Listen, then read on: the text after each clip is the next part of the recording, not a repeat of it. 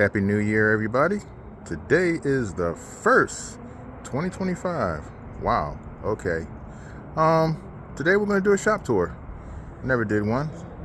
So we want to try it out, see what happens. Give you a quick view of the front.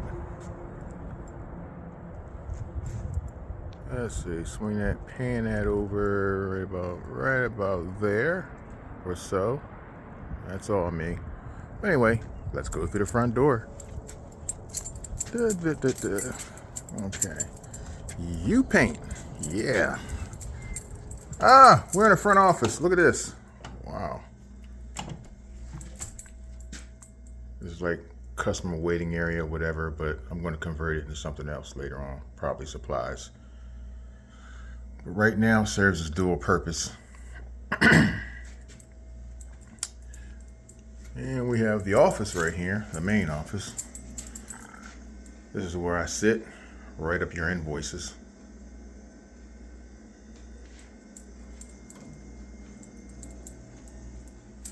All right, let's go through here.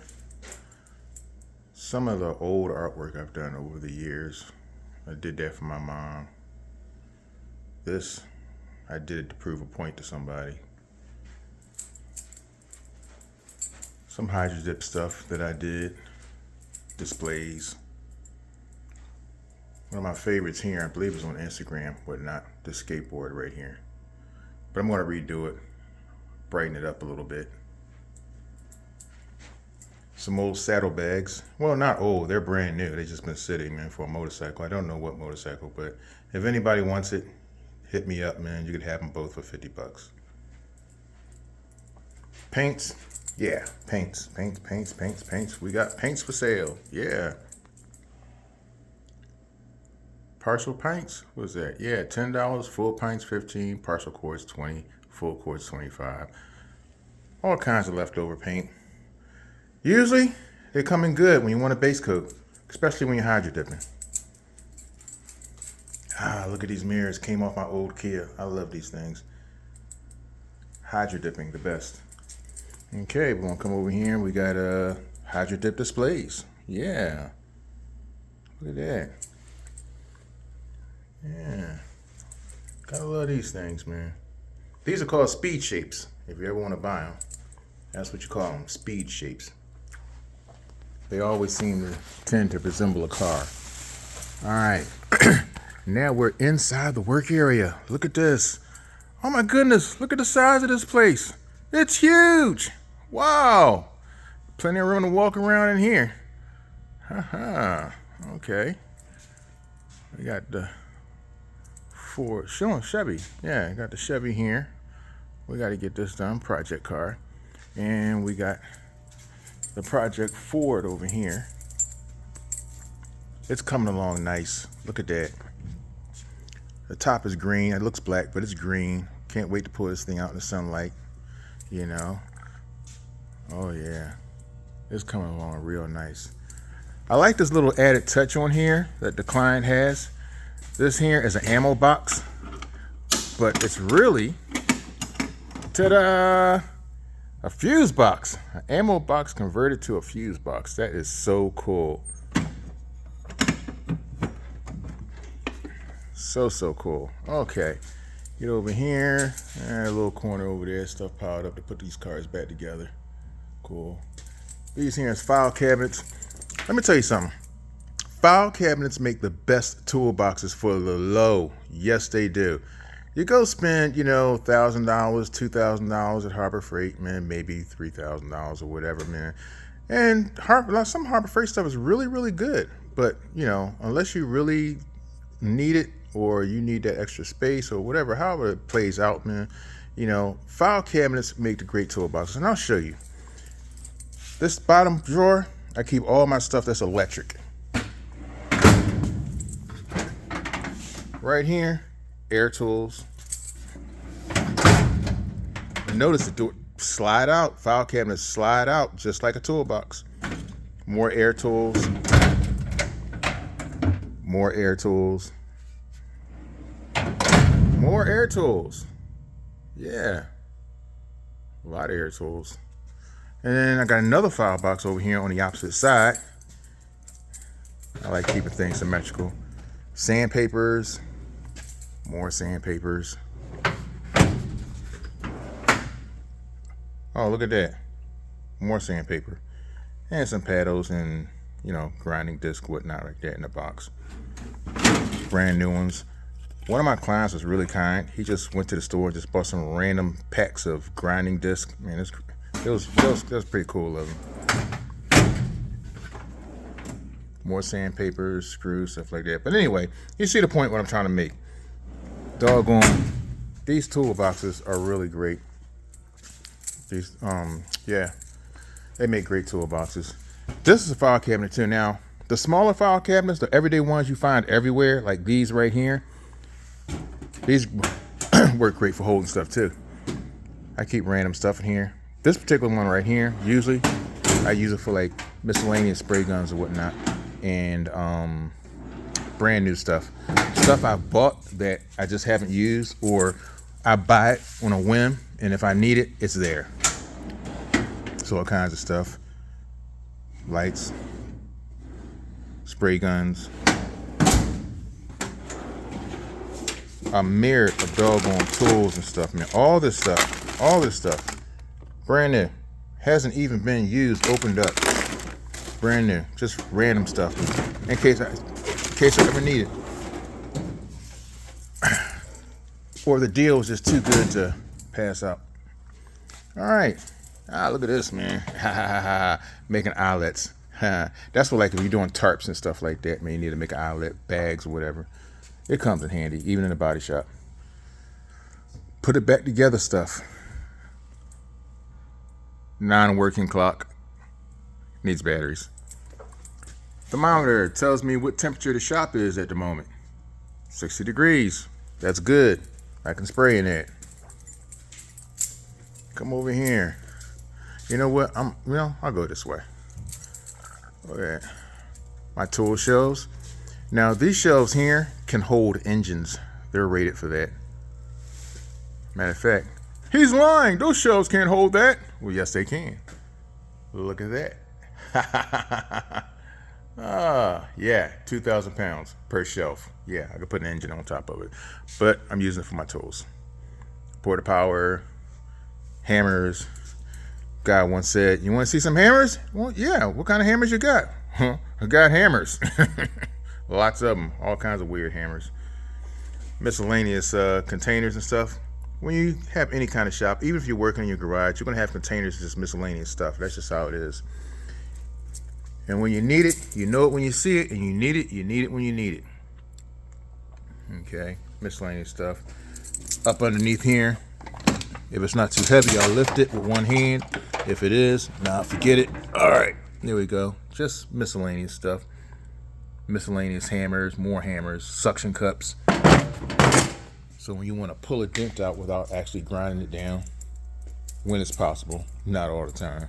Sometimes it don't work. Yeah, look at that. Paper, paint gun cups, man. PPS stuff. PPG. Yeah. Clear coats.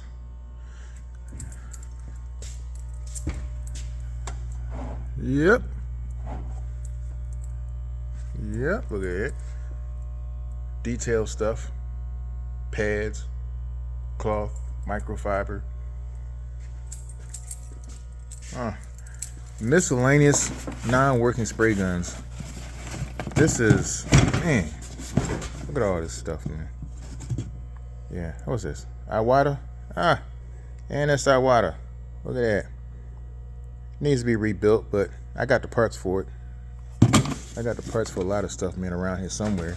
It's just the time, man. The time to do certain things around the shop or just get things together, man. Just like, man, goodness gracious, man. You just run out of time in a day, man. 8 hours just isn't enough. That's the back door. It's a pretty tall back door, man. I don't know exactly how many feet it is offhand, man, but an 18-wheeler cab can come in here if need be. I could pull one in. There's enough room. It's short in the back as far as turning, but you know, you can get it in here. And I've done 3 or 4 18-wheeler cabs over the years, so that's not something that comes by a lot. There's my dipping tank in the corner there. Yeah, the water's dirty right now. I haven't dipped anything in a while, but you know, when I do need to dip something, man, I just dump the water, man, refresh it, man, turn the heat on, do what I got to do. That's my dipping table, but right now I've been so busy, I've had to use a dipping table for, you know, other adventures. But when summertime warms up, man, I'll be getting a lot of dip jobs again. That's my paint mixing table. Paint mixing machine. Yeah, mixing system. Everybody asks, what kind of paint do you use? What kind of paint do you use? I use Valspar. It's good enough to get the job done. You don't need PPG, but of course, yeah, anybody would want PPG. Sometimes I want PPG because sometimes I do have trouble mixing some colors, but the Valspar, for the average job, 98% of the jobs that I do, the Valspar system is good enough. So grab your Valspar system. It's less expensive, man. You don't have to pay too much money for it, man. And, you know, you get the job done, man. Now, if you could afford PPG, fine. Get a PPG system. Hands down. I ain't got nothing to say about that. You know, I've used it before, man. And PPG will mix paint colors spot on, dead on. But where you spend, you know, $200 or $300 for a refill of a certain toner on the Valspar system, guess what? You're going to spend $600, $800, $1,000 for a refill on their toner systems. So that's something to think about. Okay, especially with paint costs and, you know, people wanting less expensive jobs. Let's say you can't use PPG because all the money is going to get sucked up into the paint and you'll get no labor whatsoever. This little system over here is going to be my private system. Like for me, I'm building up a private system or certain kinds of toners, man, so I can do paint jobs, custom paint mixes, man, that nobody else has. So I just like create my own codes and whatnot, man, my own system, and you know, create some really outstanding different stuff, man, something different. Here's the computer and the scale. Let's zero this thing out. 0. I'm gonna put my finger on it.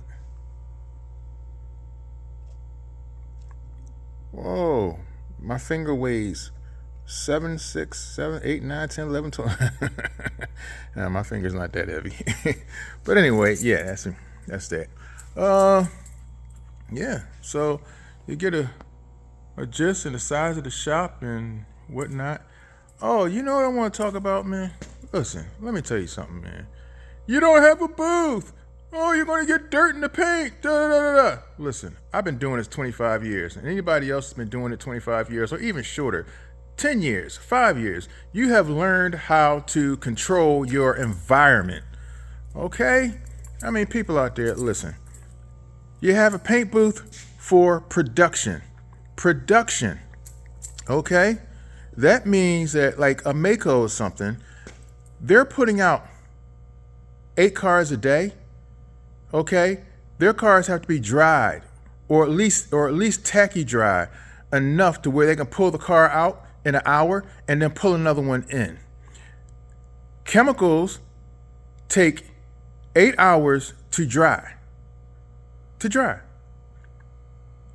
If I do a car today, I finish, I leave, I come back the next day, 8 hours, go to sleep, come back, 8 hours have passed. It's cured. I can sand it, polish it, do whatever I need to do to make it look nice or even make it look better.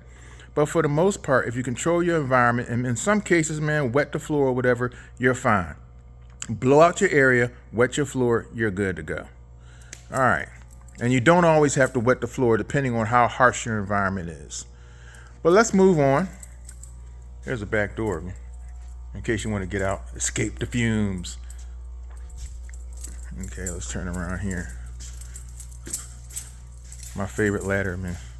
This thing here works great. Like if you got to do roofs on cars or whatnot, man, this ladder here is great. My mom gave it to me. Nice little gift. Perfect. And this here is a topside creeper when you're working over an engine. So you have to get up on this thing here, and you lay down on top of it, which makes it easier to work on the top of the engine. So if you're replacing a TBI carburetor, or messing with the fuel injectors, whatnot, man, topside creeper, this is great. Now look at the inside of this Ford, man. Haha, Ford F-100. Yeah, I know. Thank you. I did a good job. Still some work to go. All right. Now we're going to go back up front. Now, this whole area here, I believe this whole building is like 3,000 square feet. Okay. So, for all you guys, man, that claim that I'm getting dirt in the paint or whatever, man, overspray and all the rest of that. Like I said, 25 years, you don't think I know what I'm doing? I mean, look at the size of the building. Yeah, I'm paying a big chunk of rent. So, yeah, I must know what I'm doing. But anyway, let's go upstairs. Yeah, we got an upstairs. It's a shocker because you really don't notice it. That the door, you think it's a bathroom, but it's not. It's really going upstairs. So we're going upstairs. Now, the upstairs, I'm using this as like a dual purpose room too. A little storeroom for stuff, miscellaneous stuff. This area here has nothing to do with painting, man, just personal stuff. Yeah. So, but we go through here. This is one room, and we got another room right back here. Lights. Alibaba. Yeah. So it's mainly, look, got all these headlights here. If anybody needs a headlight, like I said, hit me up. I might have it. Probably not, but I might just have the one that you're looking for. Then we have all these grills here over time. Half of these I done threw out, but these ones here, man, are in really, really good shape.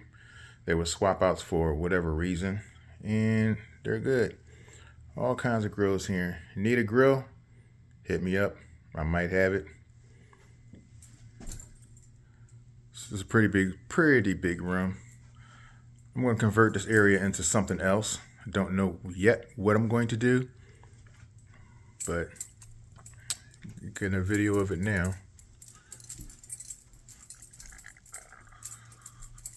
So I had moved from, let's go back downstairs.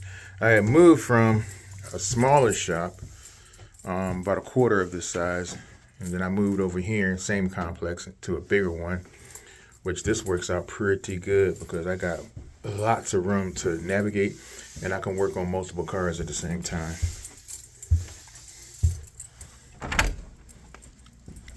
All right. Back in the main office, but that's that, So anyway, this isn't a professional shop tour or anything like that, It's just like, walk around the shop, man, chit chat a little bit. It ain't nothing fantastic, nothing fancy for anybody want to complain. I'm not trying to do anything professional.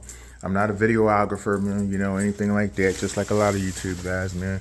We aren't pros. We're just showing you what's going on and try to help you guys out. But most of you just complain.